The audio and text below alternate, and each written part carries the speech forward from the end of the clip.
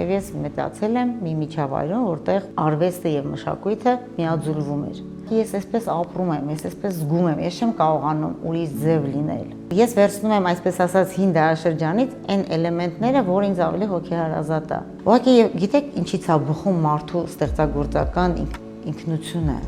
երբ որ ինքը լիքը աշխարհ է ունենում ներսում։ Մենք երկար տարիներ այսպես գլուխներից կախել ենք, որ հայ ենք։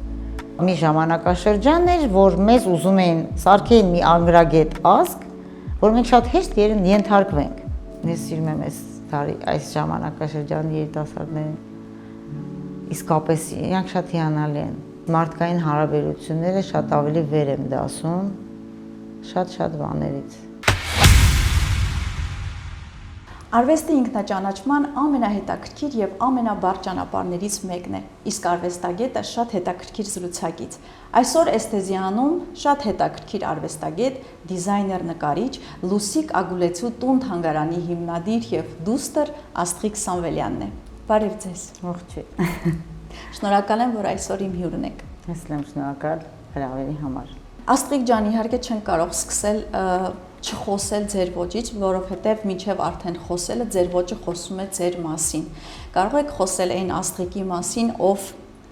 ստացել է եւ եկել է այս ոճին։ Այ, անկեղծ ասած, ես սովետի ժամանակներում եմ բնականաբար ապրել, սովորել, ուսանել, եւ այն ժամանակ ավելի հակուկապը ավելի խիստ էր, ավելի ստատիկ, ավելի անգույն, ճակերտավոր, բայց մայրս միշտ հագնում էր իր ստեղծագործած հագուստները, իդեպ իրեն, որ ասում էին տարազով կին, ինքը հագնում էր իր ստեղծագործած հագուստը, դա տարազ չէր, ուղղակի տարազի էլեմենտներով էր ինքը, այսպես ասած, ստեղծում իր հագուստը։ Եվ գուցե եւ հենց այդ գենետիկան է, որ անցավ, եւ այդ ուժեղ էր։ Մեր ընտանիքը շատ գենետիկորեն եւ ստեղծագործական մղումներով շատ ուժեղ էր, ու դա ինքնաբերաբար է եղել։ Ես այսպես հատուկ չեմ մտածել, որ հագնեմ մի հագուստ, որ տարբերվեմ ոճով։ Ինչեւ հիմա էլ։ Ես նույնիսկ հակառակը ասեմ ավելին, ես մեկ երազում եմ, որ առավոտյան արթնանամ, այսպես հագնեմ իմ ջինսե տաբատը, մի հատ այսպես շապիկ հագնեմ ու դուրս գամ, բայց ես հենց այդպես հագնում եմ, ասում եմ, բայց սա ես չեմ։ Դա մի, գիտեք ինչ, ապրելաձև է դառնում քեզ համար։ Դա երբեք հատուկ չի արվում, երբեք հատուկ չեմ մտածում, նույնիսկ ես երբ դերձակի հետ որ աշխատում եմ, ինչ-որ մի բան փոփոխում եմ, ստեղծագործում եմ, ոճավորում եմ կամ ինչ-որ նորն եմ կարում, այսպես փոխում եմ, ամեն ինչ անում եմ, որ ինքը լինի ավելի հասարակ, միևնույն է, արդեն ինքը սովորել եմ, ասում եմ, մեկը վերջում կանգնելուց ասես բեմական հագուստ դարձավ։ Այսինքն իրական մարդու տեսակը, ինքնությունը, դա իմ ծնողներն են դաստիարակել, իդեպ ասեմ, չեն դաստիարակել, այնպես են ապրել, որ դա ես ինքնաբերաբար վերցրել եմ։ Իմ ինքնությունը, ինքը ինչպես ներկայացնեմ ավելի ճիշտ լինի, մայրս երբ իրեն չէին ընդունում այդ ժամանակ որպես հայկին, որպես տարած այսպես հայկական ոճով հագնվող, եւ մենք միշտ փոքր ենք ու նեղվում ենք դրանից, ասում էր երբեք մի նեղվի առանձնանալուց, բայց ինքը չէր ասում առանձնացի մարդկանցից, դա շատ կարևոր նուրբ պահ էր։ Իհարկե ես դա տարիների ընթացքում եմ հասկացել, բնականաբար ես 6 տարեկանում ոճից էի հասկանում, բայց մայրս հենց որ հիշում եմ փոքր ժամանակ, ինքը այսպես յուրաքանչյուր իմ հագուստը ձևափոխում էր, որ ինձ այդպես հագցնի, որ անպայման ես ունեն, այսպես երբեք ես հագուստ չեմ գնել խանութից, այսպես հագել ուրախացել, միշտ մաման կամ ձևափոխում էր կամ իրեն իր հարմար ձևով, իր գեղեցիկ ձևով էր ուզում իմ հագուստները լիներ, երևի դա էլ հենց բերեց իդեպ իմ աղջիկն էլ, իմ աղջիկն էլ շատ տարբերվող, ինքն էլ այս դարաշրջանի երևի կարելի ասել նորաձևությանն է պատկանում, ավելի սխալ ասեցի նորաձևությանն է պատկանում, ինքն էլ այս դարաշրջանում տարբերվող կերպար, բայց ունի ինքնատիպ տարբերություն, այսինքն մենք, գիտեք ոնց ենք, երբեք չենք հագնվում հասարակության համար, ես կասեմ ավելին, երբ որ ես մարդկանց մեկ ասում եմ, գիտեք, ես ունեմ կոմպլեքսներ, Ես այդպես էլ չեմ, որ ես շատ ազատ եմ, որ ես այսպես հագնում եմ, ուղղակի ես այսպես ապրում եմ, ես այսպես զգում եմ, ես չեմ կարողանում ուրիշ ձև լինել։ Բայց եկեք ընդունենք այն փաստը, որ որտեղ էլ որ դուք հայտնվում եք, տարբերվում եք ձեր կերպարով, բայց մարդը ով չի ճանաչում ձեզ եւ չգիտի ինչով եք զբաղվում դուք, նայելով ձեր կերպարին օրինակ, ինչ եք արթում ըստ ձեզ։ Ձեր մասին իրենք չեն հասկանում։ Ուղղակի չեն էլ փորձում կարդալ։ Իմ կարծիքով, որտեղ ես հասարակության մեջ ես զգում եմ հայացքներ, որ այս առաջի պահին ուզում են չեն հասկանում ես ով եմ, որովհետև իմ տարիքը ամեն դեպքում հուշում է, որ այդքան երիտասարդ չեմ, որ ինչ-որ վատ սխալ բան արած լինեմ, ինչ-որ մի բան որ սիրուն է, բայց ես գեղեցիկ ամեն դեպքում հաջողություններ ստանում եմ հենց հայ կանանց կողմից, իդեպ ես տրանսպորտ սիրում եմ երթևեկել հասարակական տրանսպորտով սիրում եմ։ Ես մեքենա վարել այս պահին չեմ ուզում, վարել եմ, բայց սիրում եմ ես քայլել փողոցով, վայելել իմ ժողովրդին, իսկապես ես սիրում եմ իմ քաղաքը, որովհետև ինձ համար հետաքրքիր են մարդիկ, դեմքերը, որովհետև ես ինքս նկարչու եմ եւ ուզում եմ ամեն ինչ վերցնել իմ միջավայրից։ Այ իսկ երբ ուզում եք թաքնվել, ձեր այս վառ կերպարով ուզում եք, չէ, շատ աչքերից հեռու լինել, ինչ եք անում։ Ինչպես է դա ձեր մտածել այդ մասին, անկեղծ ասած։ Ես միշտ մտածում եմ, որ ես Եվրոպայում կարող եմ թաքնվել, այնտեղ չեմ նկատվել, բայց այնպես ստացվեց, որ մենք միշտ մտածում ենք, որ Եվրոպայում շատ ավելի առաջ է եւ ավելի նորաձևություն է եւ չգիտեմ, այդպես մենք ավելի հետ ենք, մենք հայերս, չգիտեմ ինչ, դասիրակված չենք, ասեմ որ այդպես չէ, ես լինելով Եվրոպայում, իդեպ Կանի փառատոնին մասնակցելով 2 տարի, հավատացնում եմ, ես հպարտությամբ եմ ասում, որ ես հայ եմ, որտեղ իրենք մեծ ուշադրություն են դարձնում իմ զարդերին, իմ հագու կապին։ Այ ես ձեր խոսքից հասկացա, որ մարդիկ ձեր մեջ նկատում են կամ միգուցե դուք եք նկատում ըմբոստություն։ Դուք ըմբոստ տեսակ եք։ Մի փոքր այո։ Որտեղից է գալիս ձեր ըմբոստությունը։ Կարծրատիպեր կոտրելու մտքից։ Ընտանիքում, հասարակությունում, գուցե ինքներդ ձեր ներսում։ Ընտանիքում չեմ ունեցել բնականաբար, ընտանիքում երբեք մեր ընտանիքը եղել է շատ ազատ, ընկերական միջավայր։ Ես մեծացել եմ, ասեմ, նույնիսկ ես այսպես միշտ համեմատական եմ տանելու, որ մայրիկին միշտ մտածում էին, որ ինքը այսպես sense ավանդական, խիստ կերպար է։ Այո։ Բայց ինքը նկարչուհի էր։ Ինքը պահպանողական էր, բայց պահպանում էր այն, ինչ ավելի կարևոր է։ Թե մարդու սովորությունների եւ թե մշակույթի եւ արվեստի մեջ։ Ամեն դեպքում հայրս քանդակագործ էր, մայրս նկարչուհի, եղբայրս քանդակագործ եւ մեր ընտանիքը արվեստագետների ազատ միջավայր էր։ Եվ ես մեծացել եմ մի միջավայրում, որտեղ արվեստը եւ մշակույթը միաձուլվում էր։ Եվ գիտեք, ավանդույթները, սովորույթները եւ մշակույթը դրանք տարբեր ուղղություններ են։ Եվ սխալ է դա խառնել իրար, այսինքն եթե հայկինը 19-րդ դարում ունեցել է նորաձևության տեսակը իր հագու կապը, դա մշակույթ եւ ավանդույթ էր իրար միացված, բայց ավանդության մեջ նաեւ մտնում էին սովորությունների լռությունը, հարսի հեզությունը, աղջկա ամոթխածությունը, դա դարաշրջան էր մի ամբողջ։ Բայց չէ՞ որ դարաշրջանները փոփոխվում են, հագուստներն էլ նույնպես, ու սխալ է մենք, այ մայրս դա շատ լավ գիտակցում էր եւ ինքը շատ ժամանակակից կին էր։ Ինքը ինչքան էլ ընդունում էր, վերցնում էր ինքը 19-րդ դարի հագու կապը, ավանդույթները, ծեսերը, ինքը այդ ամեն ինչ անում էր, բայց բերում էր ժամանակներ։ Հենց դա էլ երևի իմ մեջ դաստիարակեց այն, որ ես վերցրեցի ինքնությունը, ստացա իմ ինքնությունը, ինքնատիպ ոճը եւ այս ժամանակի մեջ բերեցի իմ վերցրած անցյալ դարաշրջանի փոքրիկ դետալները։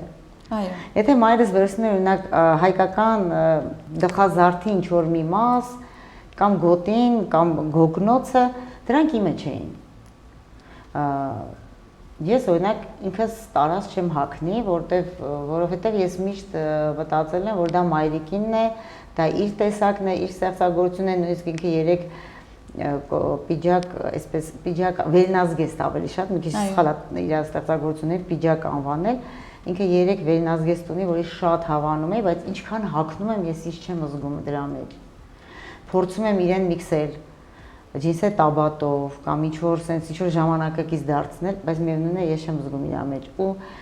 որովհետև ես ավելի շատ կլասիցիզմի, եթե նկատեցիք իմ հագուստի մեջ, ես վերցնում եմ կլասիկայի, կլասիցիզմի ինչ-որ մենք նույնիսկ ունեցել ենք այդ դարաշրջանը։ Իհարկե։ Այսինքն տարազը ինքը 10-րդ դարում ձևավորվեց, բայց մինչ այդ այնպես որ մենք ունեցել ենք տարբեր ժամանակաշրջանի հագուստներ։ Ես սիրեցի, օրինակ մեր հայերը 20-րդ դարի սկզբից փոփոխվեց, չէ՞, մեր հագուստը ավելի եվրոպականացվել։ Եվրոպական շունչ ստացանք, այո։ Հենց ես վերցնում եմ այսպես ասած հին դարաշրջանից այն էլեմենտները, որ ինձ ավելի հոգեհարազատ է։ Բայց միևնույն ժամանակ պահպանելով ձևվածքը, այս օրինակ հայկական թևի ձևվածքը, որը որ տարազի մեջ կար։ Կամ մի քանի բազմաշերտ հագուստներ էր մեր տարազի մեջ կար։ Բոլոր դեպքերում կարծում եմ մենք թեև թվում է թե գեր ժամանակակից ժամանակաշրջան ենք ապրում 21-րդ դար,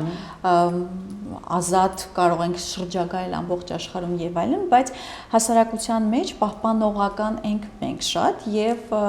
ուզում եմ խոսել դաջվածքների մասին, հատկապես կանանց վրա, որը կարծում եմ բուրըն թեմաների եւ քննարկման միշտ թեմա է դառնում։ Կարծում եմ դուք էլ մեր հասարակության մեջ հենց այդ տարբերվող են կանանցից եք, ազատ եւ ըմբոստ կանանցից եք, որոնք ունեն տատուներ, դաջվածքներ իրենց մարմնի վրա։ Ասում են, չէ, դաջվածքները պատմություններ են պատմում, միգուցե գաղտնիքներ են պատմում։ Այդ ձեր դաջվածքների մասին խոսենք։ Նրանք պատմություններ են պատմում ձեր մասին, միգուցե գաղտնիքներ են պարունակում։ Իմ մասին չէ, բայց պատմում են մեր հին դարաշրջանի հայերի մասին։ Շատ հետաքրքիր։ Իրանք կարելի ասել, իրանք պատմություն են։ Իդեպ ես դաջվածքներ շատ մանկուց էի սիրում եւ անընդհատ չի համարձակություն չի ունենում անելու, որովհետեւ իմ համար դաջվածքը դա մարմնի արվեստ է։ Մարմնի արվեստ էր եւ դա պետքա լիներ շատ մտածված, եւ լիներ իմը։ Որ շատ մարդիկ ասում են, ես ձանձրացա, ես չեմ ձանձրանում իմ դաջվածքներից, որովհետեւ իմ դաջվածքներով ես շատ մարդկանց լուսաբանեցի մի պատմություն, որը ընդհանրապես չէր խոսվում։ Իդեպ այս դաջվածքը իմ ձեռքի ես վերցրել եմ ժայռապատկերների գրքից, որտեղ նկարագրվում է քարե դարի հայ մարդու առաջի գիտելիքը, երբ որ ինքը հասկացել է, որ ինքը ապրում է կենտրոնում եւ 3 շերտից է բաղկացած, որ կենտրոնում մարդն է, վերևում դիեզերքը, կենտրոնում մարդը եւ մարդու ներքևում դեռ չուսումնասիրված մի երևույթ։ Որտեղ ինքը քարե դարում էր։ Ինքը ինչ տեսնում էր, դա պատկերում էր ժայռերի վրա։ Մարմնի մի մասում ներկա արված է իմ աստղերը, օրինակ հետաքրքիր է նայել, երբ որ մեզ տալիս են աստղ մենք պատկերենք, մենք վերցնում ենք 6 թև աստղ ենք պատկերում։ Բայց քարե դարի մարդիկ հենց փայլն են աստղի պատկերել։ Հա, հասկացա։ Այս հատվածը շատ հետաքրքիր է։ Ու այնքան սիրուն է այս նկարչությունը, դա անտեսել ու չճանաչել։ Առաջին դաջվածքը երբ եք արել։ Առաջին դաջվածքը 35 տարեկանում։ Մեծ տարիքում։ Հա, հասուն տարիքում եք արդեն արել։ Հա, ես երկար եմ մտածել, ինչի մասին էր պատմում առաջինը։ Առաջի դաջվածքը քարե դարի ժայռապատկերն էր որսորդը։ Երկրորդ դաջվածքը դա հայկական առաջի տիեզերական համաստեղության մասին գիտություններ, երբ պատկերել են ներքևում երկրագնդը, իդեպ մեր պատմության, այո։ Դա մեծ գիտություն էր, այսինքն դա պատմում էր մի ազգի մասին, որ շատ հնուց է բխում։ Այսինքն մենք հայերս ունենք շատ հին պատմություն։ Այո։ Ես հպարտանում էի իմ դաջվածքներով, որովհետև այդ ամբողջը պատմություն էր։ Իդեպ ասեմ, ինչպես զարդեր էին գրած, այնպես դաջվածքները մարդկանց գրավում են եւ ուզում են անպայման իրենք չգիտես ինչի զարմանալու են, իրենք պատմություն են տեսնում դրա մեջ։ Օրինակ շատերի դաջվածքները նայելուց մենք չենք ասում, «Էս ինչա նշանակում»։ Հետաքրքրություն չի առաջացնում։ Հա, որտեղ ինքը շատ պարզ է։ Իմ դաջվածքները կոնկրետ ով տեսնում ասում է, «Էս ինչ որ բան է արել, ինչ որ բան է նշանակում»։ Կամ գուցե ինձ են բայց չեմ կարծում, որտեղ ես հիշեցի դեպքեր, որ ինձ չեն ճանաչել, բայց հարցը տվել է։ Իսկ դուք լսել եք այն մասին, որ դաջվածքները սկսում են աշխատել մարդու մարմնի վրա։ Լսել եմ, բայց դա ես ճիշտն ասած այս բաներին այդքան չեմ հավատում։ Իսկ գուցե սա հենց դրա մասին է խոսում, որ պատահական չեն մարդիկ ձեզ հարցնում հենց ձեր դաջվածքների մասին, որովհետև դուք միտք եք դնում նրանց մեջ, չէ՞, ուզում եք պատվել հին մարդու, հայ մարդու։ Այո, կարծում եմ այո։ Իսկ դաջվածք, որը որ կպատմի հայկական մշակույթի մասին, միգուցե արդեն ունեք կամ միգուցե նորը պիտի անեք։ Որն է լինելու այդ դաջվածքը։ Դա ինքը արդեն մշակույթ է, ուղղակի սա ավելի հին մշակույթ է։ Քարե դարի մշակույթ է։ Չէ, ես դեռ ուզում եմ պահպանեմ, որովհետև ես այդ մինիմալիզմը սիրող մարդ եմ։ Ես սիրում եմ մինիմալիզմը։ Իդեպ մեր զարդերի մեջ էլ եմ ես սիրում այդ մինիմալիզմը։ Այդ ձեռագիրը մինիմալիստական նույնը կա մեր ժայռապատկերների մեջ, նույնը կա մեր միջնադարյան հագուկապի մեջ, կա կլասիցիզմի ժամանակաշրջանում, կա 19-րդ դարում եւ ցավոք ինքը այսօր մոռացվել է եւ չի ուսումնասիրված։ Դա մենք պիտի շատ լավ ճանաչենք։ Այդ հենց այն ձեռագրի մասին է, որը ունի հայ մարդը։ Իմ հիմնական նպատակը հենց ճանաչել այդ ձեռագիրը եւ պահպանել, փոխանցել հաջորդ դարաշրջան։ Երբ որ դու ձեռագիրդ արդեն փոփոխում ես, դու կորցնում ես քո կերպարը, դիմագիծդ կորցնում ես։ Գիտեք, ինձ թվում է կա նաև շատ ավելի խորգից, միգուցե գենետիկ կոդի մասին է, հա,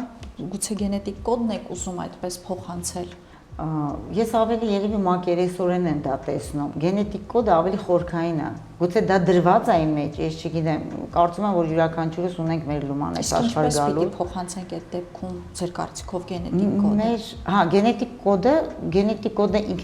ինքնաբերաբար է գնում։ Դա չես կարող այդ, եթե ինքը գենետիկ է, արդեն ինքը մեր ներսում է։ Դա չես կարող այսպես հանել, փաթեթավորել եւ փոխանցել։ Այդ ինքը ինքնաբերաբար է գալիս, որովհետև այդ նենց հետաքրքիր հարցեր եք տալի, այդ իմ հուզող հարցերն է ինձ, որովհետև ես միշտ հիշում եմ, երբ որ մայրս արդեն մեծ հասակում էր ու դե բնականաբար ծանր էր, հիվանդ էր, անհանգստանում էր, իրանից հետո պիտի անի, ասում է ես չեմ անելու։ Սա քոնն է։ Սա քոնն է, դու ես ստեղծել, քո տարազն է, դու ինքդ կհագնես, դու ինքդ կպահես, դու այդ թանգարանը ստեղծել ես, սա քոնն է, պիտի ապրես ու պահես, որտեղ ես չի պատկերացնում, դա ոնց պիտի լինի, որ ես մի օր դա պիտի անեմ, հատկապես տարազ կարելը, կամ տարազ ստեղծելը եւ այդ ամեն ինչը, կամ տարազ հագցնել, ֆոտոսեսիաներ անել, Այդ իմ համար շատ հեռու էր, չնայած արդեն սկսել է իրեն օգնել, որտեղ ինքը որ վատառողջ էր օգնում էի, բայց ես ամեն կերպ իրեն ցույց էի տալի, որ սա իմը չի։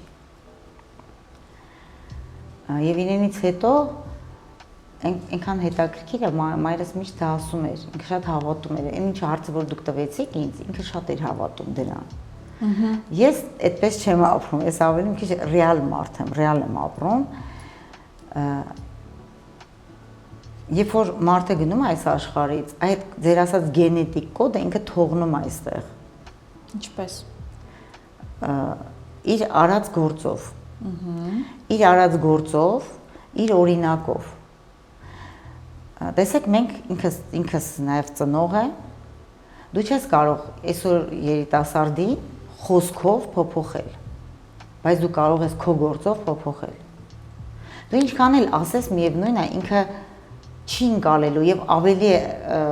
ինքը ընդդիմանալու քո ասածին։ Բայց երբ որ դու անում ես եւ ընկերակից ես դարձնում քո արարքին, ինքը ավելի շատ է գալիս քեզ մոտ։ Այդպես արել է իմ ծնողները, այդպես արեցին իմ ծնողները։ Իրենք ինչ չեն ասում, գիտես, ես պետքա գնամ, այս թանգարանը ստեղծել եմ, այս ամեն ինչը արել եմ, դու պիտի սենց անես, դու պիտի նենց անես, որտեղ ինքը ինչքան ասել պիտի, ես ասել, սա իմը չի։ Բայց գիտեք, այնքան օրգանիկ ու հետաքրքիր է մեր զրույցը շարունակվում, որ դուք պատասխանում եք այն հարցերին, որոնք ես դեռևս չեմ բարձրաձայնել, բայց կան իմ մտքի մեջ։ Շատ հետաքրքիր է։ Ես ինքնավերաբար գտնում։ Այո, այ վերադառնանք մանկություն։ Մանկություն, որ տարիքից եք հիշում Աստղիկին եւ ինչ է մնացել այդ Աստղիկից այսօր։ Շատ փոքր, ես 3 տարեկանից ինձ հիշում եմ, նույնիսկ ավելի փոքր։ Նույնիսկ ես հիշում եմ, որ մամայի կուրծքն էի ուտում։ Այդ տարիքից ես հիշում եմ, որտեղ մի քիչ ավելի մեծ տարիքում, մինչև մեծ տարիք եմ ես։ Իսկ մայրիկին ինչպես եք հիշում։ Որովհետև մենք բոլորս ընկալում ենք որպես, չգիտեմ, արվեստագետ, այսօր ես մտածում էի, մինչև տնից դուրս գալը, ասում եմ, եթե կա ալտա մոդա, չէ, մենք շատ մոտ ենք, կարծում եմ, իտալական նորաձևությանը, իտալական մշակույթին, արվեստին, ոչ ֆրանսիական, եթե ասում եմ կա հայկական ալտա մոդա եւ դրա ստեղծողն ու պահպանողը, կարծում եմ, Լուսիկ Ագուլեցին է մեր իրականության մեջ 20-րդ դար, 21-րդ դարի սկիզբ, այսպես ասած։ Դուք երբ եք ընկալել կամ արդյոք տարանջատել մայր եւ արվեստագետ Լուսիկ Ագուլեցի։ Չէ,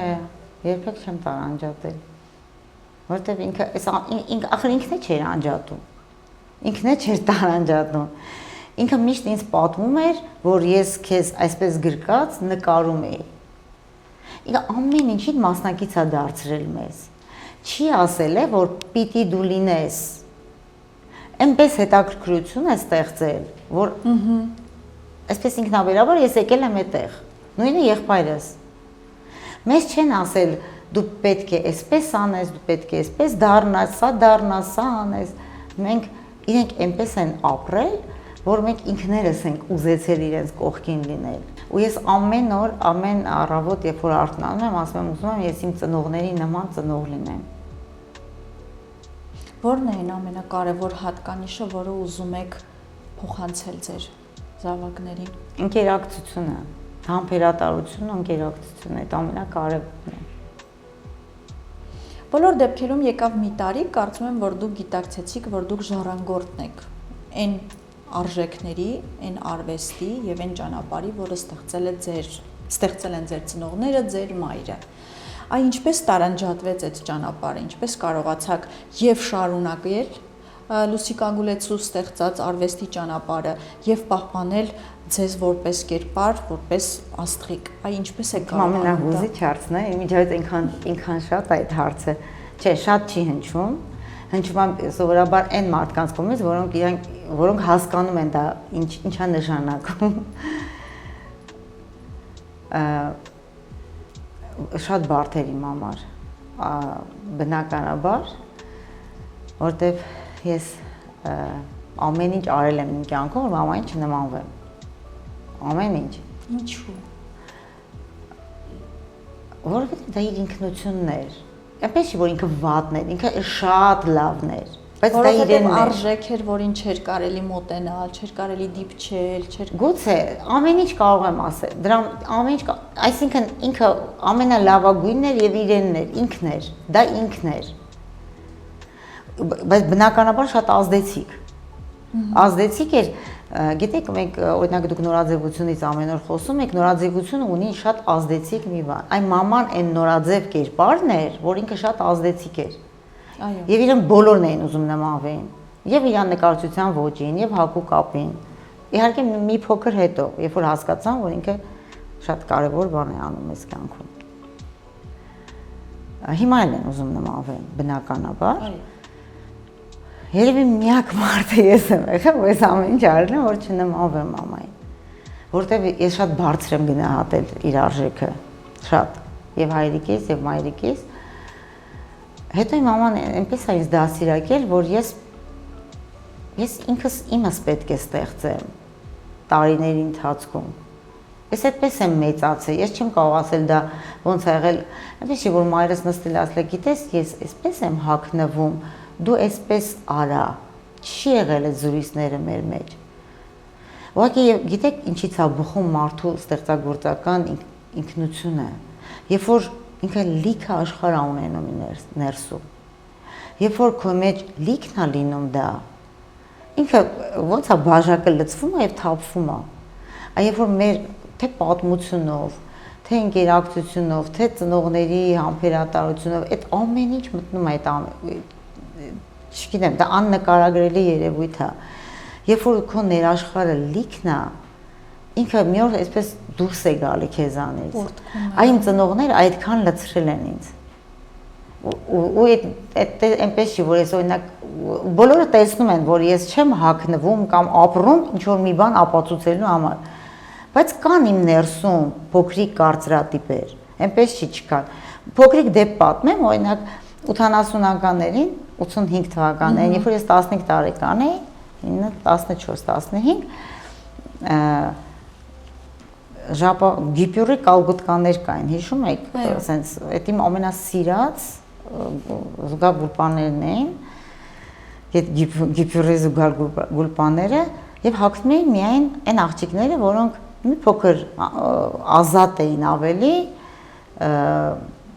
ну, չեմ ուզում բառնասեմ, բայց ավելի անբարոյական աղջիկներն են այդ ժամանակ հագնում։ Միանց էր տրված դա։ Այո։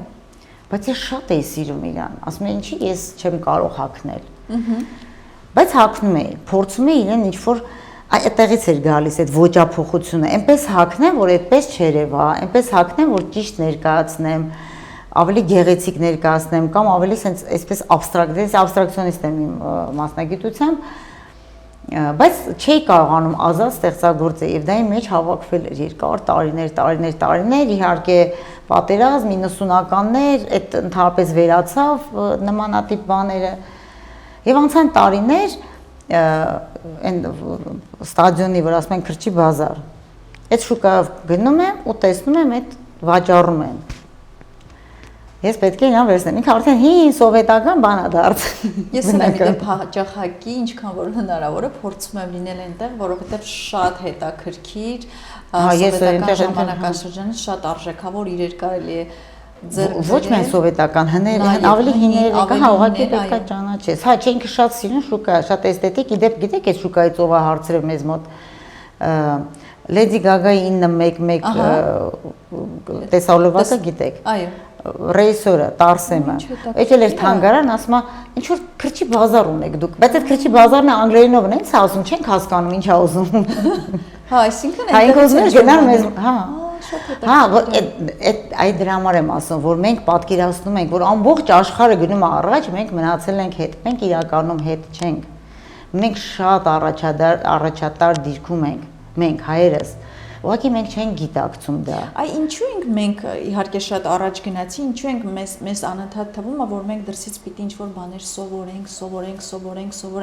Այսօր ինչ ունի աշխարհը սովորելու Հայաստանից։ Միայն քաղաքակրթություն։ Հայաստանից։ Հա, Հայաստանից աշխարհը սովորում է եւ սովորում է, ոչ թե ունի սովորելու, այլ սովորում է եւ սիրում է Հայաստանը։ Ավելի շատ, քան մենք մեզ։ Ինչի համար։ Որովհետև Հայաստանը ունի շատ հարուստ մշակույթ, հարուստ անցյալ։ Ինչ էլ որ պահպանվել է, ճիշտ է, շատ են կոտորել, շատ են թալանել, շատ է փչացել, շատ են հալեցրել, բայց միևնույնն է, ինչ էլ որ մնացել է, դա պիտի շատ այսպես դողդողալով պահպանենք ու սովորենք դրանից։ Կարող է հարցը նրանում է, որ մենք ներկայացնելու մեզ ինքներս ներկայացնելու մեջ մի քիչ զուսպ ենք։ Չգիտեմ։ Չէ, ես չի ասի զուսպ ենք։ Մենք հայերս ծովից ծով այդպես խոսում ենք։ Բայց իրականում չէ, իրականում մենք զուսպ չենք, ներկայացնում ենք։ Բայց ներկայացնում ենք այն ինչ որ չկա։ Բայց այն ինչ որ կարևոր է, դա չենք ներկայացնում։ Ինչու՞ն է խնդիրը։ Որովհետև չգիտեն, չեն ճանաչել։ Չենք տիրապետում։ Ճանաչելիություն չկա։ Եթե ճանաչեն, ես միշտ օրինակ թանգարանում երբ որ գալիս են երիտասարդներ, միշտ անցնում եմ իրենց այդ զրույցը, այսպես իրանք ասում են, ասենց հպարտանում են, ասում են երեխեք, ուր գնաք, հպարտացեք ձեր մշակույթով։ Երբեք գլուխներ մենք երկար տարիներ այսպես գլուխներից կախել ենք, որ հայ ենք։ Երկար տարիներ։ Գիտեք ինչ, ես որ հիմա որ խոսում եմ, հետաքրքիր է, որ անդադ այսպես էս այն անցյալից բերում եմ այստեղից տանում եմ իմ անցյալ, որտեվ դա ես այդ ճանապարհն անցել եմ։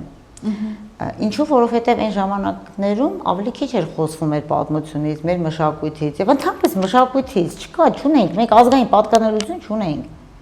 Մեզ այդպես էին, sense խեղդել էին։ Դե չասենք այդ քաղաքական եւ սովետական ժամանակները, ինչու էր դա տենց ամեն մեկն ունի իր կարծիքը, իմ կարծիքը այնպեսին էր, որ դա մի ժամանակաշրջան էր, որ մեզ ուզում էին սարքեին մի անգրագետ ազգ, որ մենք շատ հեշտ ենթարկվենք, բնականաբար։ Եվ ցավալին այն է, որ մենք էլ չհասկացանք ոնց, բայց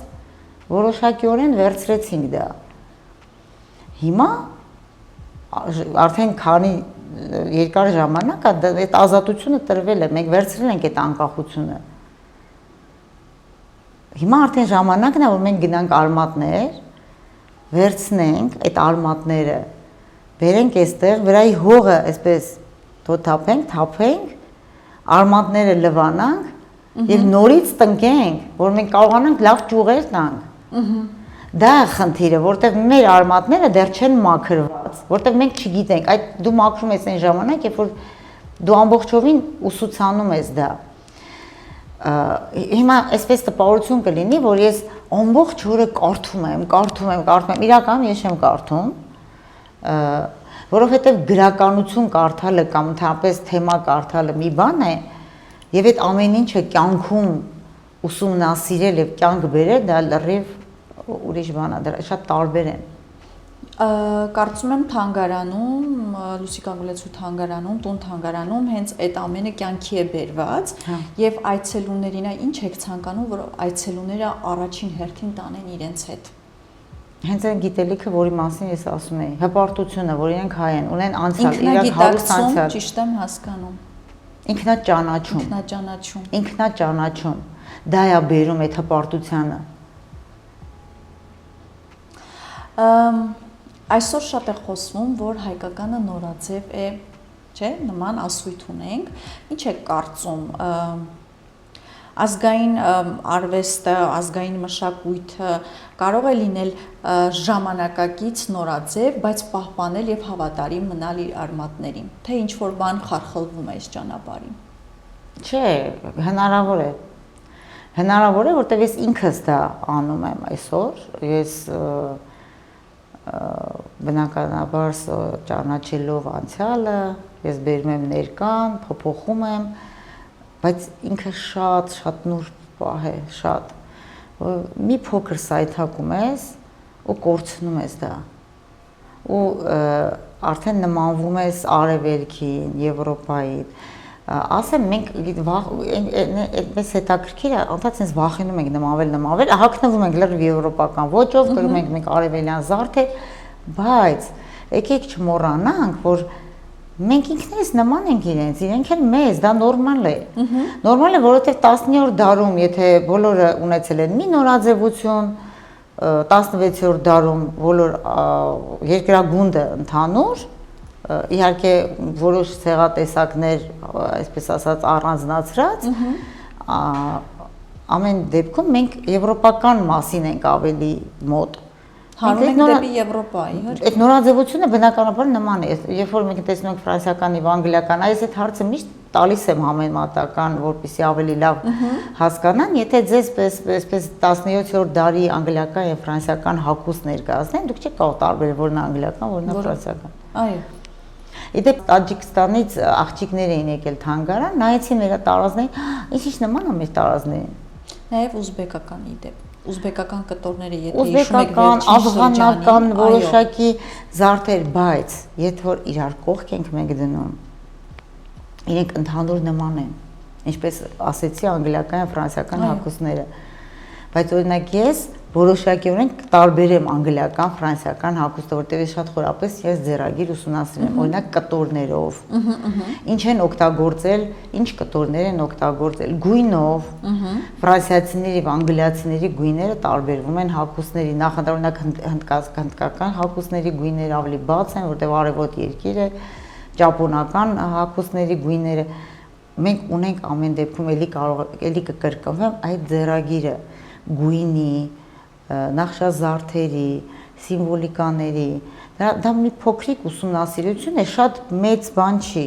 այդպես ծանր պատմություն չի։ Փոքրիկ ուսումնասիրություն է, ուղղակի պետք է այսպես սիրտդ բացես, հասկանաս ով ես դու։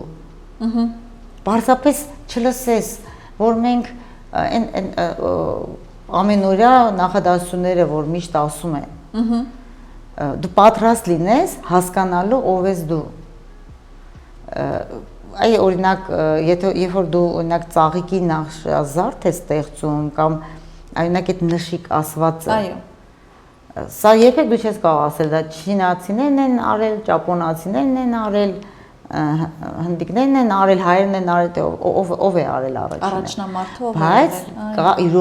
յուրաքանչյուր ազգ տվել է իր ձեռագիրը։ Այդպես են իրենք փոխանցվել, այդ նույնը պիտի մենք պահպանենք։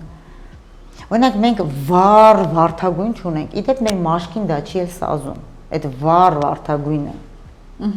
Բայց երբ որ մենք հագնում ենք այդ վառ վարդագույնը, ու չգիտեմ, ինքը արդեն մեր կերպարից, մեր դիմագծից արդեն շեղում է։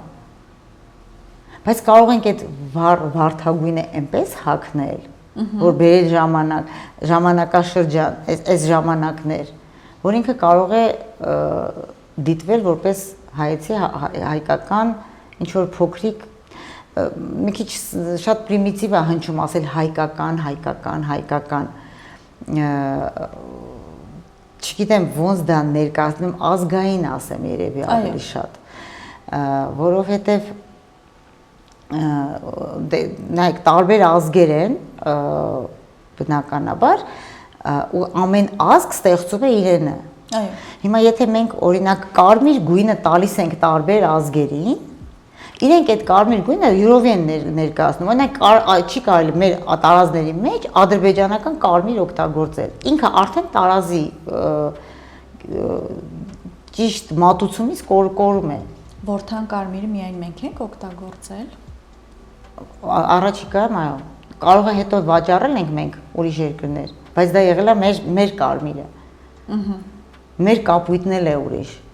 Տեսեք, ֆրանսիացին ստեղծել է կտոր։ Մենք գնել ենք այդ կտորը, հիմա էլ է կտորի խանութներում լիքը կտորներ են, դու գնում ես վերցնելու, ես ինքս ամեն օր գնում եմ կտոր, ստեղծում եմ հագուստներ, տարազներ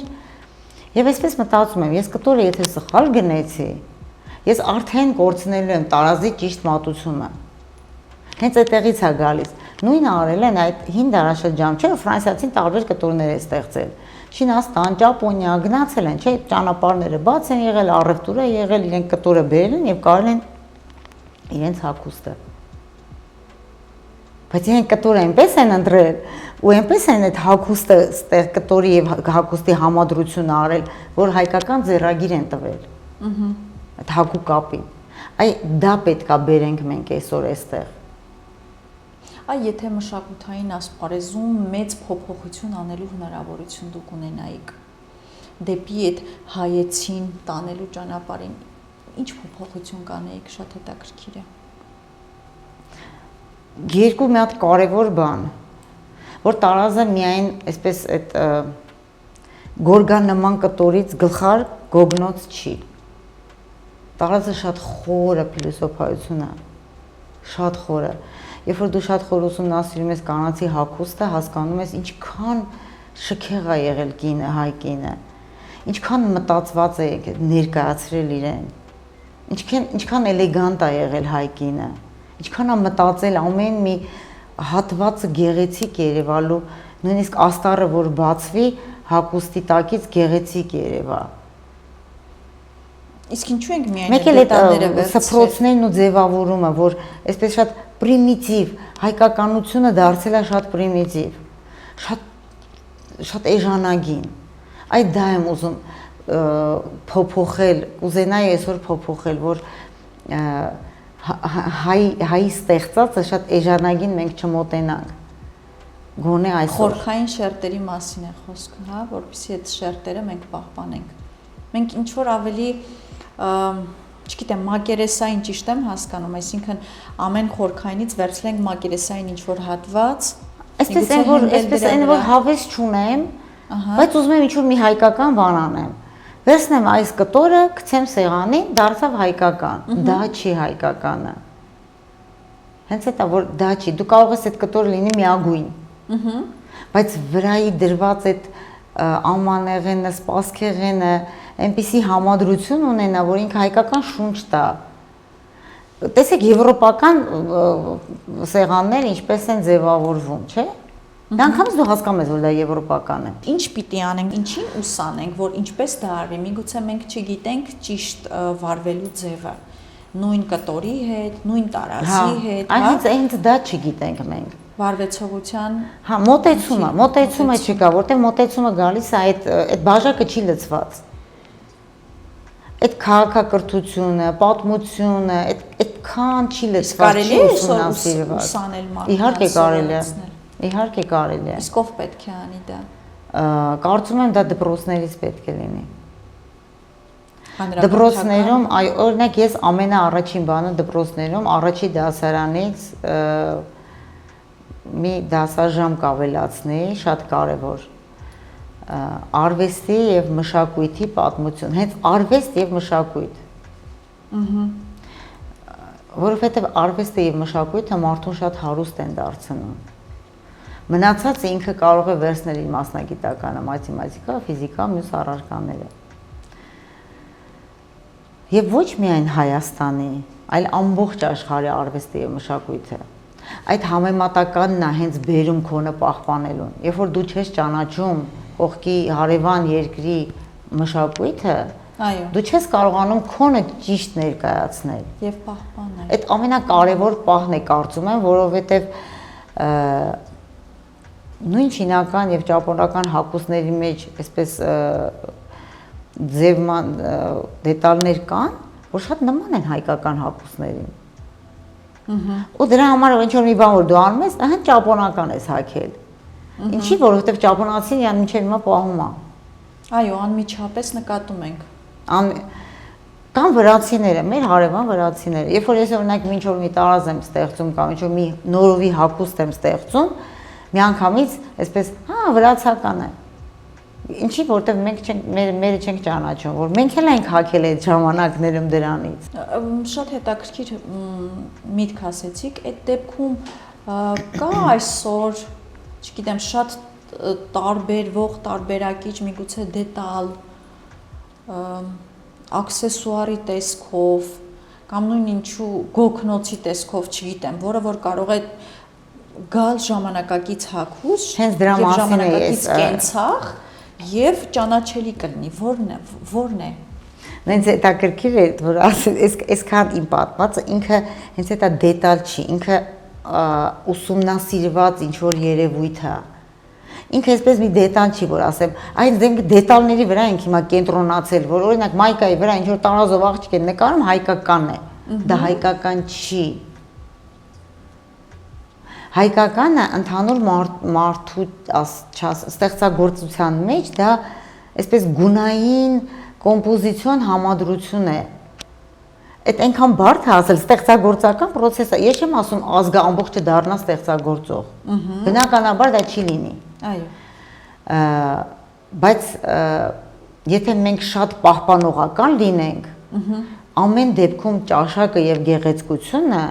ազգը կսովորի։ Բայց մենք երբ որ մենք շատ ենք տալիս բրենդներ, թրենդներ, դրսից բերված կարևորություն դրանց, բնականաբար դա է վերցնում ժողովուրդը։ Այսինքն մենք այդ ընթացքում կորցնում ենք ազգային դիմակից։ Բնականաբար։ Հիմա ասենք օրինակ հիմա դրված է, տեսեք, ես անդադ աչքս ընկնում է Burberry, Gucci, Hermes, հիմա նույն Hermes-ը մենք կարող ենք այնպես հագնել, այո, որ ինքը հայեցի ձեռագիր ստանա։ Այո։ Իմ ասածը դա է, տեսեք, ես դուք ասեցիք հայկական դետալի, ես օրինակ վերեցի եվրոպական դետալի։ Այդ եվրոպական դետալն է մենք կարող ենք հայեցի ներկայացնել։ Այնպես չի, որ մեզ մոտ, այ մայրս, մեր տանը, այնպես է, որ ամեն ինչ չի որ հայկական է։ Իդեպ մի շատ կարևոր հատկություն ասեմ իմ ծնողների, որ իրենց համար մշակույթը սահմաններ չուներ։ Իրենք թե հայկական եւ թե եվրոպական բոլոր իրերը կենցաղային զարդերը պահպանում էին, որովհետեւ այսպես էին մտածում, որ դա եթե Հայաստանի ներսում է գտնվում, դա մեր հարստությունն է, պիտի չթողենք ոչ մի ձև ինքը դուրս գա եւ պահպանենք որպես Հայաստանի հարստություն։ Եվ ամբողջ սպասքեղենի մեծ մասը եվրոպական է, այսինքն հայերը ժամանակին առևտուրը զարգացած է եղել, գնացել են նավերով, բերել են իրենց կենցաղային իրերը։ Քո օգտագործած կենցաղային իրը պատմում է քո մասին։ Հենց դա են սովորած գնում թանգարանից մեզ մոտ, որ այդ գեղեցիկ լամպերը, այդ հարուստ առաստաղից կախված ջահերը, լամպերը այնքան հարուստ տեսք ունեն, այսինքն տեսեք ինքը ընտրելուց, առևտուր անելուց իր տան կենցաղի համար, ինքը անպայման գեղեցիկ իր է մտածել։ Դա էլ է, չէ՞, պատմում ազգի մասին։ Ոչ թե գրքերն են խոսում մեր մասին, մեր ապրած տատերի եւ պապերի կենցաղն է խոսում մեր մասին, ինչ են թողել մեզ։ Մենք իսկապես ունենք ժառանգություն, իհարկե շատ ասում եմ, թալանվել է մեծ մասը, բայց ինչ էլ որ մնացել է, այդ փոքրիկ մի իրի մեջ դու մի մեծ պատմություն ես տեսնում։ Այ մեր թանգարանը, իդեպ դուք չեք եղել մեր թանգարանը։ Շատ շուտ եմ եղել եւ նորից անպայման ուզում եմ գալ եւ ձեր հետ արդեն էքսկուրսիա։ Սիրո։ Ես 50 տարի ես պտտվում եմ, 52 տարեկան եմ, 52 տարի պտտվում եմ այդ տան մեջ։ Արդեն կար, ես որ ծնվել եմ, արդեն որոշ իրեր կային։ 69 թվականից է սկսել մաման հավաքել, ես 74 թվականին եմ ծնվել։ Բացահայտումներ լինում են։ Ամեն օր իմ համար մի նոր բացահայտում է։ Ես այսպես նայում եմ այդ իրին եւ ասում եմ, եթե այդ մարդը ընտրել է սա իր տան համար, դա ինձ օգնում է, օրինակ ինտերիերի դիզայնի մեջ, ճարտարապետության մեջ։ Սա էլ մի փոքրիկ խորհուրդ չասեմ, այսպես սրտի խոսք, երբ որ մենք այցելում ենք թանգարաններ, ընդհանրապես պետք չէ ուղղակի այցելելու համար գնանք։ Մենք յուրաքանչյուր թանգարանից պետք է մի բան սովորած դուրս գանք։ Թանգարանները հենց դրա համար են։ Մեզ սովորեցնելու, մեզ պատմելու, մեզ հիշեցնելու։ Իդեպ այ որ մենք ուզում ենք Եվրոպայից օգտվում ենք, Եվրոպայից սովորում ենք, ուզում ենք ընդօրինակենք, Եվրոպան ամբողջ իր պատմությունը տանում է իր անցած դարաշրջան։ Այո։ Նույնը մենք պետք է անենք։ Զրույցի խոսեցինք լեգենդի մասին, հետաքրքիր լեգենդի մասին, մենք էլ այո։ Հենց դա պիտի սովորենք Եվրոպայից։ Բացի քաղաքակրթությունից, հենց այդ քաղաքակրթությունը, բացի քաղաքակրթությունից, հենց այն քաղաքակրթությունը, որ Եվրոպան այսօր իր արմատների վրա է հիմնված, Ճապոնիան, Չինաստանը, ես ինչի եմ ասում հենց այդ երկրները, որտեվ ես ինքս ինձ մեր երկիրը, իմ Հայաստանը դասում եմ այդ երկրների շարքին։ Այո, իհարկե։ Դրա համար եմ միշտ օրինակ բերում։ Եթե այդ դա պետք է մենք սովորենք, իրենք ամեն ինչը կառուցում են իրենց անցյալի պատմության վրա։ Իսկ մենք կառուցում ենք տվյալ պահին ինչ որ sense ձերքից մեր ընկած կտորի վրա։ Այդ պարզ ասեմ, որ ավելի հասկանալի լինի։ Այդտեղ է դառնում էժանագին մեր ամբողջ դարերի ստեղծած պատմությունը, մշակույթը։ Հասկացա, իսկ դուք երբ ստեղծագործում եք սրտով թե մտքով։ Մտքով։ Չէ, չգիտեմ, ես տես չեմ մտածել, ճիշտ ասած, ասեցի մտքով, ես ուն հիշեմ, ես ինչ եմ։ Նայեք, այդ ժամանակ չեմ կարող առանձնացնել ինչա տեղի ունենում, սիրտը հուշում է մտքին, հետո միտքը դա սկսում է աշխատել, ու դա ծնվում է։ Սրտից։ Դե բնականաբար սկսես, այսինքն դու սիրահարվում ես դրան, սրտից է բխում, բայց մինչև միտքը չաշխատի, ինքը միևնույնն է, այսպես համաձուլվում է, որ ինքը ստեղծվում է։ Որտեվ չի կամենակ սրտով առանց մտքի աշխատի։ Որտեղ արդեն գիտեք ինչ կլինի, եթե սիրտը առանց մտքի աշխատի, ինձ թվում է ինչ-որ մի բան խախտվի, չգիտեմ։ Հա, բալանսը։ Իմ կարծում, հա, ես որ sense հիշում եմ, օրինակ, այսպես եմ ես ստեղծագործում։ Օրինակ մի փոքրիկ դետալ, այսպես մտնում եմ թանգարան, նայում եմ կամ օրինակ այսպես հիմա այս կոնկրետ իմ վզնոցը։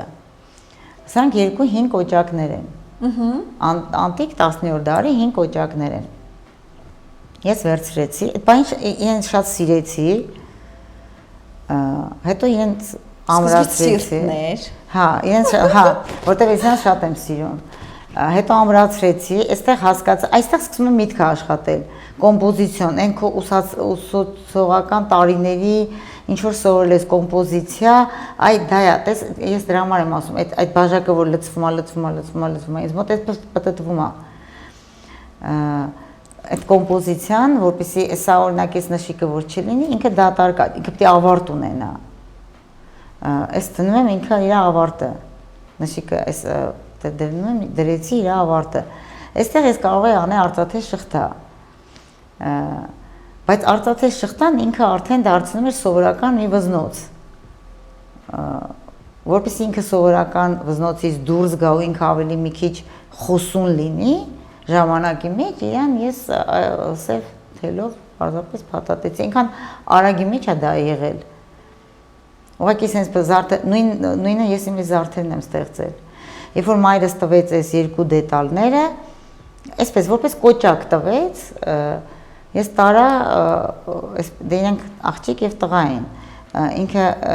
այս իրար մեջ մտնելով գոտու դետալները։ Նայ, գիտեք ինչի եմ ես մատանի իրան ստեղծել, որովհետև ես այսպես դրեցի մի հատ գլխարկի վրա, հետո ինչ որ բրոշ, կարծկազարդ էի մտածում եւ այլ, բայց այս շարժումը ինքը խոսում է։ Դա համար ես իրան ստեղծեցի մատանի եւ շարժուն մատերի վրա։ Իմ կոլեկցիայի մեջ ինքը հենց լինում են այս երկու մատերին։ Ես բոլորին ասում եմ, սա իմ տեսակն է, սա այս մատի համար է ստեղծված։ Ինքը պետք է խոսի։ Այ իսկ եթե այդ միասնությունն է կնոջ եւ տղամարդու։ Այսինքն ես հենց բացատրեցի, որ սիրտը գնում է, բխում է, հետո միտքը այսպես միաձուլվում է եւ դուրս է գալիս ստեղծվում, այդպես մի շատ հետաքրքիր է։ Այ եթե մի օր այս բոլոր զարդերը, բոլոր դաջվածքները, ձեր կերպարը, ինչը որ կա, բոլորը առանձնացնենք, ինչ կմնա ձեզնից։ Երևի ոչ, չգիտեմ։ Հետաքրքիր հարցեր, բայց սիրտը։ Այ հիմա ասացիք, ես մտածում եմ, որ դուք սրտից ինձ թվում է այդ լեցուն սիրտը կմնա։ Չէ, նայեք, գիտեք, մարդը իրեն դրսևորում է հենց այդ ամեն ինչով, ինչ որ ինքը կա։ Դու հենց այդ սիրտը տեղ ես դուս հանում։ Հագնվելուց, սիրելուց, երեխայիդ գուրգուրելուց, ամուսնուդ բարևելուց, մտնում ես աշխատանքի, մարդկանց ողջունելուց։ Այդտեղ է, հենց քո սիրտը անընդհատ աշխատում է։ Բայց առաջի պահին ինչ արեցիր, առավոտյան արթնացար, սիրտդ աշխատում է։ Սուրճ ես խմում, հագնում, ինչ եմ հագնելու այսօր։ Այստեղ արդեն միտքդ մոտեցավ։ Բայց սիրտդ ինչա ուզում։ Այդ պահին օրինակ, չգիտեմ, կարա լինի օրինակ շատ ավելի հագուստ, որը որ այդ գույնն էլ, օրինակ տես իմ մոտ էլ այդ գույնը, այսօր ես կարող եմ սպիտակի տրամադրություն ունեմ, վաղը սև, ես գույներ շատ չեմ հագնում։ Որն է ձեր գույնը։ Սևը։ Իմ գույնը սևն է, մեկ-մեկ ինքը այս կոտրած սպիտակը փոխարինում է, բայց իմ գույնը սևն է։ Ինչ շատ են նախատում այդ գույնի համար, բայց իմ համար ինքը շատ խոսուն գույն է։ Իմ համար սևի մեջ բոլոր երանգները կան, բոլոր։ Օրինակ կարմիրի մեջ ընդհանրապես մի երկու երանգ կա, որ խառնել են, դարձել է կարմիր։ Իսկ սևի մեջ, գիտեք, որ սա գույները խառնում են, վերջում սևաստած։ Դրա համար եմ ասում։ Իմ համար օրինակ սևի մեջ բոլոր երանգները կան։ Իդեպ դա էլ եմ ես հաշվի առնում, մեր մաշկի գույնը։ Չէ՞ որ ազգեր ունեն նաև մաշկի գույն։ Դա էլ է առանձնահատկություն։ Որ գույնն է սազում մեր մաշկին, դա էլ մենք պետք է հաշվի առնենք։ Դա էլ է դիմագիծ։ Դրա համար ենք բոլորս սևի մեջ մեզ լավ զգում։ Գուցե եւ հա։ Գուցե եւ պետք չի նեղվել, որ մենք սև ենք հագնում, մենք գույներ չունենք, դու կարող ես ուրիշ տեղ գույներ ստեղծել։ Ախր եթե համադրելի չի սազելու, ինչի համար հագնի։ Ես չեմ հասկանում դա։ Մեր հետաքրքիր է, մենք բոլորս սև ենք հագնում, բայց մեր ազգը միացած հատուկ ատելություն ունի սևի նկատմամբ։ Սև մի հագի։ Ես այդ հարցն էի ուզում տալ։ Հա։ Եթե սևը այդ հարմարավետության մասին, այդ լիքը գույների, հա, խտությունն է։ Դե այդքան չեն այսպես խոր իրենք մտածում, ուղղակի սև են հագնում, որովհետև այդ ժամանակաշրջանը մենակ սև հագուստ էին բերում, շատ հեշտ էր վաճառվում։ Այդտեղից եկավ։ Չեմ կարծում, որ բոլորը մտածում են, մեզ սևը շատ է սազում, դրա համար հագնենք։ Ուղղակի վաճառքում ավելի շատ սև հագուստներ, տարիներ։ Ուղղակի ես չեմ հասկանում, մենք ինքներս մեր ազգս ընդունում ենք, որ մենք սև հագնող ենք, բայց անընդհատ նախատում ենք սև հագնողին։ Հա, միշտ։ Միշտ ասում են ժամանակը կգա, միշտ ապի սև հագնելու, դա լավ բան չի։ Էդ էլ է հետաքրքիր արտահայտություն, այդ մի անգամ ինձ արել են, իբր մի օր կգա ինչ-որ մի վատ ժամանակ, դու սև կհասնես, դե մահվանից զորաբար սևը կապում էին նաև մահվան հետ։ Ես երբեք սևը չեմ կապել մահվան հետ։ Ես փոքր հասակից էլ իմ համար անհասկանալի են եղել լիքը բաներ, ինչու են մարդիկ օրինակ մահվանից հետո սև հագնում։ Ինչու չի կարա մեծ կինը օրինակ ավելի բաց հագնի, եթե գեղեցիկ է։ Լիքը հարցեր կար, որ մանկությունից ես այսպես նայել եմ միջավայրին ու տվել եմ այդ հարցերը։ Ու ստացել եք պատասխանները։ Հա, ընդամենը դա ժամանակաշրջան էր։ Ժամանակաշրջան, խեղդված ժամանակաշրջան։ Հիմա արդեն այդպես չի։ Հիմա ես օրինակ հպարտանում եմ մեր կանանցով, իսկապես, ես շատ եմ սիրում։ Հիմա մարզվում են մեր կանայք, 50+ կանայք։ Մարզվում են, իրենց շատ էլեգանտ են պահում, իրենց մշակվում են, մշակված են, գեղեցիկ են։ Ամեն դեպքում կա դա։ Երկար տարիներ, օրինակ կինը կարող է մազերը չֆեներ, որտեղ ինքը արդեն մեծ է, արդեն կարիք չկա, հիմա այդպես չի։ Հիմա նույնիսկ 85 տարեկան կանանց եմ տեսնում, որ գալիս են իրենց եղունգները սարքելու։ Ես ուրախանում եմ։ Եվ միշտ արտահայտվում եմ։ Կինը ինչպիսին է։ Խնամված, պահպանված, ես սիրում եմ այդ ոչ վիրահատված, այդպես տատիկներ կան, մեր բակում կա մի հատ տատիկ, այնքան լավն ասես, մազերը սպիտակ, բնական, դիմագծերը բնական, մաքուր հագուկ ապով, խնամված կին, դա է իմ համար կնոջ մեծությունը։ Իսկ Լուսիկ Ագուլեցու ինչպես կբնութագրեք։ Հենց այսպես էր մայրս։ Ոայ, մաման ավելի շատ էր խնամված, քան երևի ես։ Մամաս միշտ գնում էր դեպքի մասաժների, եղունգները, նկարիչ էր, դե բնականաբար կեղտոտվում էր յուղաներկի ձեռքերը, անընդհատ գնում էր խնամքի, շատ էր խնամում մաման իրեն, ինքը 72 տարեկան էր, ինքան հարթ էր դեմքը, կնճիռներ չուներ, բայց կոսմետիկ միջոցների չէր դիմում, կոսմետիկ միջոցների, այդպես վիրահատական միջոցների չէր դիմում, բայց խնամված էր։ Կա արվեստագետում հետ ցանկանում եք աշխատել։ Այս պահին ինչ աշխատել, որ գծով, իմ գծերը մի քիչ տարբեր են։ Ես եւ նկարիչ եւ զարդեր, ես ոճավորում, ֆիլմերի նկարիչ։ Միգուցե կան մարդիկ, որոնք Հայաստանում չեն ապրում, արվեստագետներ ցանկացել եք։ Միգուցե մեր ժամանակներից չեն այդ մարդիկ։ Գիտեք, չեմ մտածել ինչ որ մեկի հետ աշխատել երբևիցե։ Չգիտեմ, դա ոչ թե իմ էգոիզմն է, այլ ուղղակի չեմ մտածել, որովհետև ռեալ չեմ տեսել դա դրսույի արվեստագետների հետ կապված։ Ես սիրում եմ շատ Յամամոտո ոճը, Յամամոտո տեսակը, Յամամոտո մարդ լինելը։ Ես իրեն եմ սիրում։ Բայց չեմ մտածել ես իրեն հետ կաշխատեի, որտեղ դա ռեալ չի իմ դեպքում։ Ես այդ դրա համար ես սկզբից նշեցի, որ ես ռեալիստ եմ։ Սիրում եմ մտածել այն, ինչ որ ես պիտի անեմ, կարող եմ անել։ Չի։ Դե Կարծում եմ ռեալ չի։ Դրանք դրա համար պետք է ձգտում ունենաս, որը որ ես չունեմ։ Հա, դուք չունեք։ Ուղղակի կան է իր հետ կաշխատի, բայց չեմ մտածել, որ երազանքներ չեն դրանք չիրագործված, այսպես ասած։ Իսկ Հայաստանում ես շատերի հետ աշխատում եմ եւ դիմում եմ ու այդպես Հայաստանում չունեմ նման այդպես կումիր, որ իրեն հետ ես երկար տարիներ կաշխատե։ Ես համագործակցում եմ այն մարդկանց հետ, որ ինձ տալիս են գեղեցիկ գաղափարներ։ Իդեպ նաև երիտասարդների հետ։ Ամենաշատ ես աշխատում եմ երիտասարդների հետ։ Ես սիրում եմ այս ժամանակաշրջանի երիտասարդներին։ Իսկապես իրանք շատ հիանալի են։ Հենց երիտասարդների հետ։ Ինչն է հատկապես։ Իդեպ իմ համար աշխատելը ոչ թե գումար վաստակելն է, այլ որ ասեցիք աշխատել, ես չեմ աշխատում։ Օրինակ երիտասարդին ավելի շատ աշխատում եմ, որ իրեն vocation չեմ։ Ինքը գա ասպարես, որովհետև ես իմ հույսը դնում եմ իրանց վրա ապագայում։ Իրենք են մեր ապագան։ Այդ երիտասարդների մեջ նաև մտնում են իմ երեխաները, ինչու՞ չէ։ Իմ երեխաներն են երիտասարդ 29 եւ 30 տարեկան։ Այսօրվա երիտասարդները շատ հիանալի ստեղծագործողներ են, շատ խելացի մտքեր ունեն։ Ուղղակի մենք իրենց մի քիչ այլ ուղղությամբ ենք նայում, որովհետև ինք նման չեն մեզ։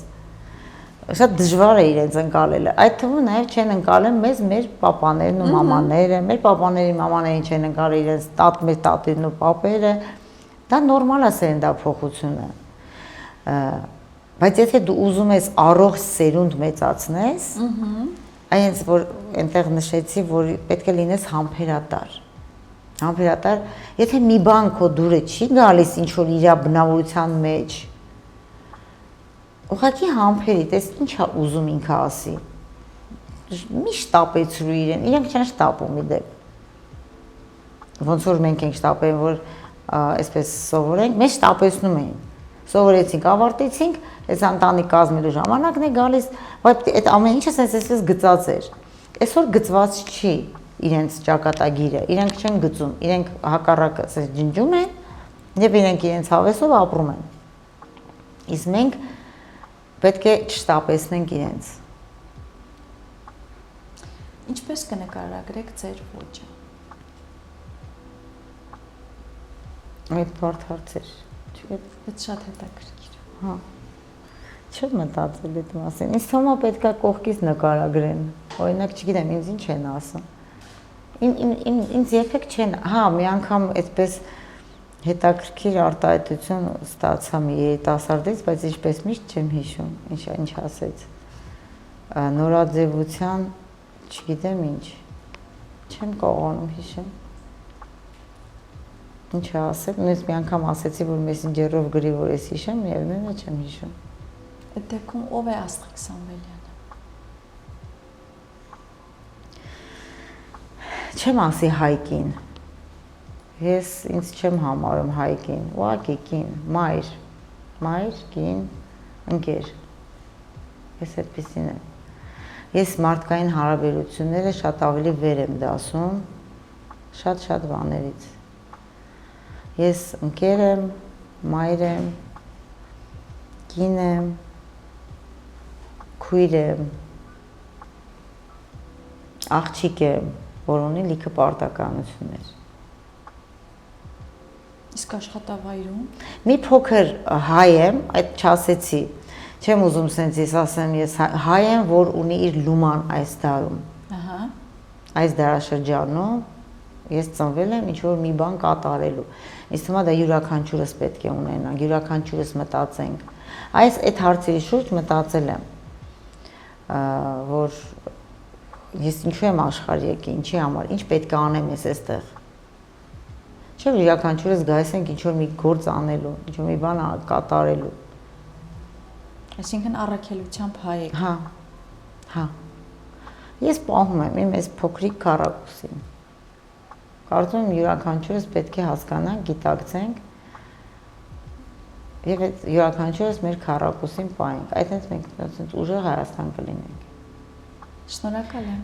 Ես մենք եւի փորձում ենք sense ամեն մեկս մեր քառակուսիների մեջ sense խառնվել։ Շատ գեղեցիկ է ձեր քառակուսին, չգիտեմ։ Շատ արվեստոտ։ Էսթեզիանի այսօրվա իմ հյուրը առաքելությամբ հայ Աստղիկ Սամվելյանն էր։